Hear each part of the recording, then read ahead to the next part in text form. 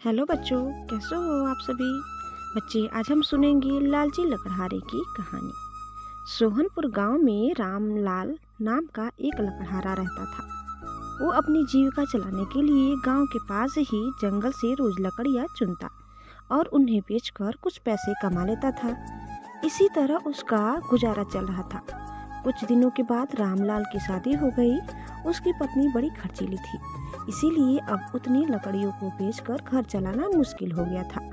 ऊपर से रामलाल की पत्नी कभी नए कपड़े खरीदने के लिए तो कभी किसी दूसरी चीजों के लिए रामलाल से बार बार पैसे मांगती थी।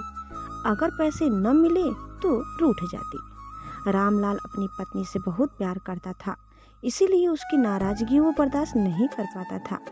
रामलाल ने ठान लिया कि वो अब ज्यादा लकड़ियां इकट्ठा करके बेचेगा, ताकि उसकी पत्नी को रोज रोज पैसों की कमी न हो। पत्नी की इच्छा पूरी करने के लिए आज रामलाल घने जंगल तक चला गया और बहुत सारी लकड़ियां चुनकर बाजार में बेच दी। ज्यादा लकड़ियों के ज्यादा पैसे मिले तो खुश होकर रामलाल ने सारे पैसे अपनी पत्नी को दे दिए। अब रोज रामलाल ऐसा ही करने लगा। देखते ही देखते उसके मन में लालच इतना बढ़ गया कि उसने धीरे धीरे पेड़ काटना भी शुरू कर दिया। पेड़ काटने से और ज्यादा लकड़ियां हो जाती थी और उसे अधिक दाम मिलने लगे। लकड़हारा हर हफ्ते एक पेड़ काटता और लकड़ियां बेचकर मिलने वाले पैसों से अपनी पत्नी के शौक पूरे करता। अब पैसे ज्यादा आ रहे थे तो घर भी अच्छे से चल रहा था। धीरे धीरे रामलाल ने पैसों को जुए में लगाना शुरू कर दिया। जुआ खेलने की लत ऐसी लगी कि रामलाल एक मोटी रकम इसमें हार गया। अब इस रकम को चुकाने के लिए रामलाल ने एक दो मोटे मोटे पेड़ काटने का फैसला लिया। जैसे ही रामलाल ने जंगल में जाकर अपनी कुल्हाड़ी को एक बड़े से पेड़ पर चलाने की कोशिश की तो उस पर पेड़ की टहनी ने हमला कर दिया। रामलाल चौंक गया, फिर उसे पेड़ की एक टहनी ने लपेट लिया। रामलाल को समझ नहीं पाया कि यह सब क्या हो रहा है। तभी पेड़ से आवाज आई, मूर्ख, तू अपने लालच के चक्कर में मुझे काट रहा है। तू सारे पैसे जुए में लुटा देता है और फिर पैसे लौटाने के लिए पेड़ काटने आ जाता है। तुझे पता है कि पेड़ कितनी कीमती होते हैं।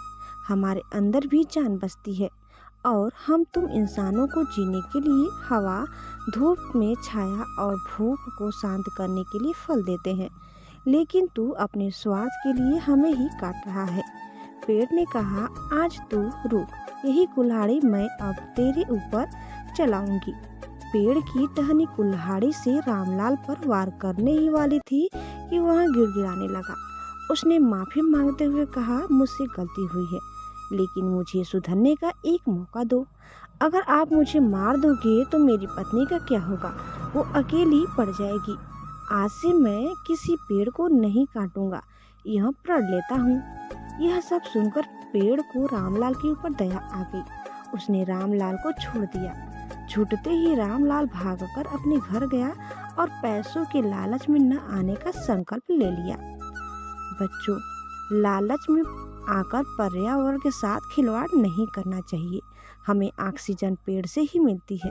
इन्हें काटकर हम खुद अपने जीवन में संकट को ला रहे हैं।